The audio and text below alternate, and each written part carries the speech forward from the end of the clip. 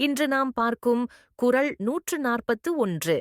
பிறன் பொருளான் பெற்றொழுகும் பேதைமை ஞாலத் தரம்பொருள் கண்டார்க நில்.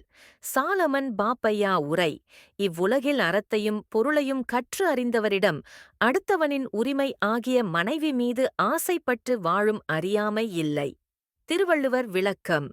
பிற நபரின் உரிமையான அண்மையை விரும்பி நடக்கும் அறியாமை உலகத்தில் அறமும் பொருளும் ஆராய்ந்து உணர்ந்தவரிடம் இல்லை.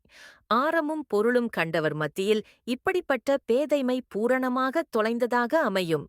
சாலமன் பாப்பையா இந்த விளக்கத்தில், மூர்க்கருக்கு மட்டுமே பிறனுடைய பொருளில் ஆசை வரும். இந்த அறியாமை உலகத்தையே சர்வமாய் அறிந்தவரால் அடையப்படமாட்டாது. விழிப்பும் வாழ்க்கை நெறியும் அறிந்தார் நேர்மை, நன்னெறி, இனிய நட்பு ஆகியவற்றுக்கே பெருமையைத் தருவார்.